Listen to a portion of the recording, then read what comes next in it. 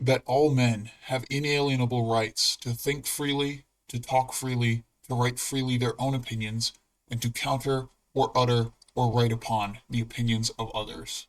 This is from the Creed of the Church of Scientology. Hey everybody, I'm Holly, aka the ScientoloGeek, and welcome to the 53rd episode of Going Over the Data series. We're going to be covering two policy letters today. They're about a page and a half each. So by next episode, we will definitely be done. I am so excited to get this over with. But anyway, I'm just going to get right to the point and just kind of zoom past all my intro shit. If you like what I do, hit the like button. If not, hit dislike. I don't really care. Comment with your feedback or questions, good, bad, or sideways, and subscribe to be kept up to date on future content. Hit the notification bell so you can make sure my videos are getting to you, and share this with your friends and family so they can understand the true hilarity of what Scientology talks about. Without any further ado, let's get started. Here we have the HCO policy letter of the 14th of October, 1982, called Why Things Are Evaluated.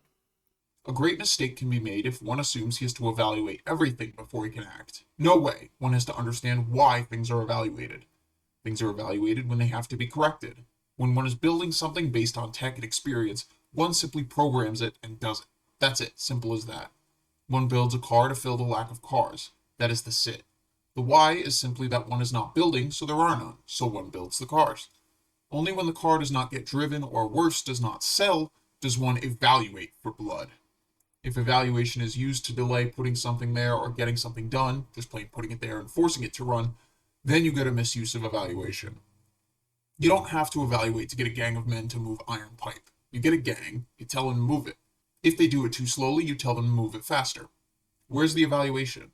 Sit, iron pipe needs moving. Program, move it. When one can't confront handling something, he can say, I have to evaluate this situation, take 6 months, and no iron pipes get moved. Imagine a sergeant on the battlefield with the enemy in his teeth saying to himself, I cannot tell my men to shoot, for I have not had an okay on an evaluation. You get defeated troops. Now when this sergeant, seeing the enemy charge, issues a silly order like dig latrines, one can also say he did not evaluate. But I wouldn't. I'd say he didn't have good sense. So don't use evaluation, a very valuable tool, to avoid telling people to do their jobs, and don't buy that you have to evaluate everything before you can act. Why do you evaluate? You evaluate when you've got some situation which is non-routine and doesn't resolve to a debug. Why do you debug something? You debug something when it doesn't move along as expected or when it doesn't move along at an expected rate. The normal way of going about things is to program. When something isn't running along as expected, you debug it. When something won't resolve to a debug, when something is consistently bogged, you evaluate. You can get slowed like mad in trying to handle something if you don't have these straight. Okay, so I'm glad I have this now. So, when something isn't working, debug. If it doesn't work with debug, evaluate. You can get slowed like mad in trying to handle something if you don't have these straight. Alright, so we got the HCO policy letter of the 28th of March, 1984, issue 1, called The Stages of Analysis. Occasionally, one sees stat analyses, which deal mainly in substantive information which is already known. Such analyses do not exclusively approach stats as stats. When done this way, they are commentaries on what the person doing them hopes to do, and handlings rather than a stat analysis. A manager or a management unit actually cripples itself when it does not do a stat analysis exactly by the stats. A management echelon can get so wrapped up in programs that it doesn't view the right now of the scene. What's being omitted is an actual stat analysis of the overall scene for which that manager or management group is responsible, and as a consequence, huge situations can go on undetected. One must do a weekly stat analysis of the scene based solely and totally on stats, quite in addition to ongoing actions.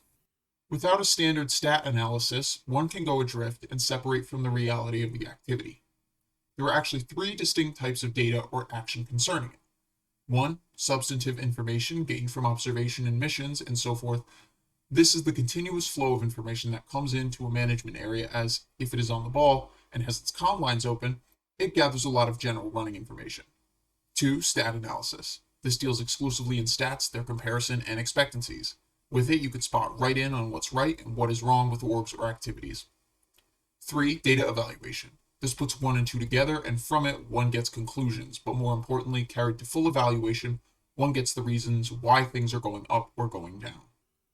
A manager may sometimes tend to commingle all three levels and not do a pure stat analysis. Of course, one should do all three above, but one should not fall into the habit of calling something a stat analysis, which is flavored with 1 and 3 above.